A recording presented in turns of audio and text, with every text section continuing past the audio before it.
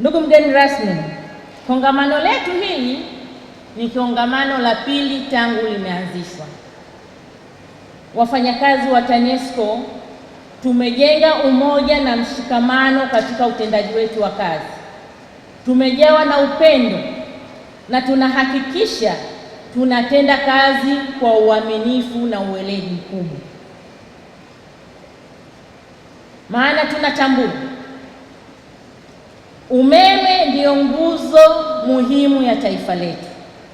Hivyo tunajituma kufanya kazi kwa bidii kuhakikisha wananchi wa taifa hili la Tanzania wanapata umeme wa uhakika na wa kutosha. Ndugu mgeni rasmi,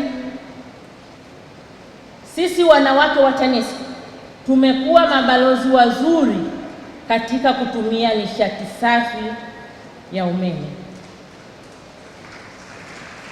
Tumekuwa tukiwa pamoja na sisi kutumia, lakini tumekuwa pia ni walimu wazuri katika kuelimisha jamii inayotuzunguka juu ya matumizi ya nishati safi ya umeme.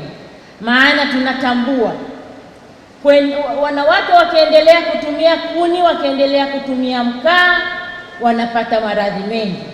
Sasa ili kuokoa kizazi hicho, tunatoa elimu kila mahala ambapo tutakuwepo kama mwanamke wa TANESCO, ili kuhakikisha mwisho wa siku jamii inakuwa inatumia nishati safi, bora na nafuu ya umeme. Tunashukuru sana Mheshimiwa Waziri kwa kuja, wanawake wa TANESCO kwa kauli moja walipenda sana uwepo, na tunamshukuru Mungu kwa zawadi ya uzima na umeweza kufika. Tulimshirikisha waziri wetu kupitia kwa katibu mkuu na salamu zimekufikia. Karibu sana Mama Gwajima, karibu sana TANESCO. Mheshimiwa mgeni rasmi, TANESCO pia tuko kwenye safari ya kusherehekea siku ya wanawake duniani, na sisi kwa sababu ni wazalishaji, wasafirishaji na wasambazaji wa umeme, tumeona shughuli yetu tujikite na kazi tunazozifanya, lakini wakati huo huo tukiungana na wanawake wengine duniani kusherehekea siku yao. Sasa kauli mbiu ya shughuli za mwaka huu inazungumzia haki na usawa kwa kina mama na wasichana, lakini kufungamanisha pamoja na utekelezaji wa dira wa 2050.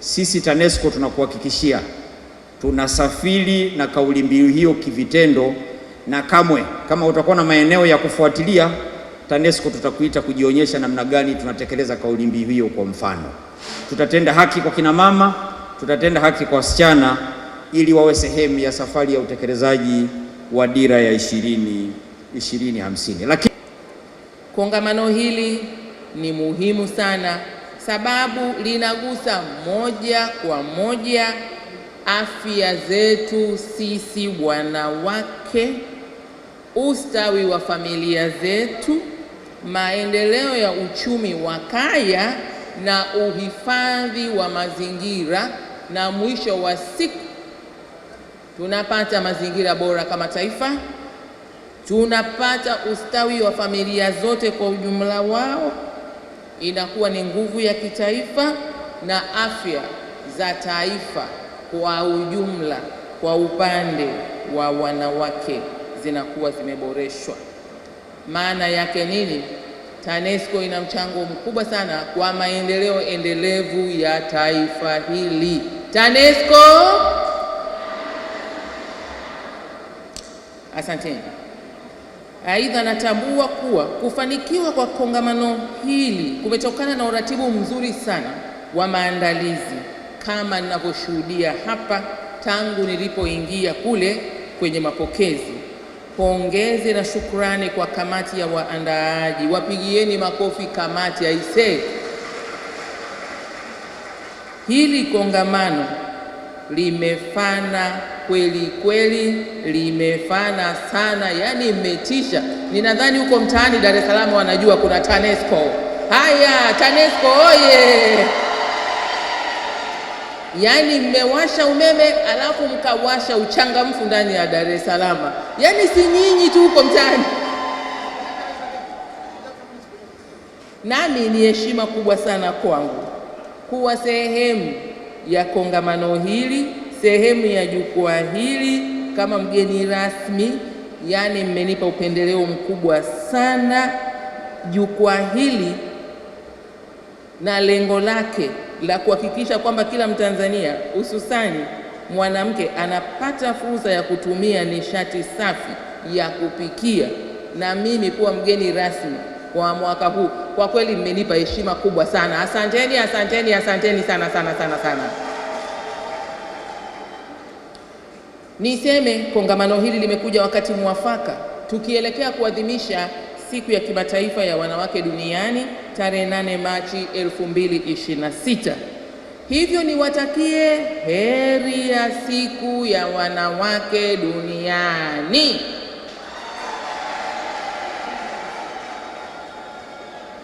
Na hapa nimesikia mnaipenda sana hii siku, na mmeisema hapa mara kadhaa kauli mbiu kuwa sio ingine bali ni haki na usawa kwa wanawake na wasichana, msingi jumuishi wa kufikia dira ya taifa 2050.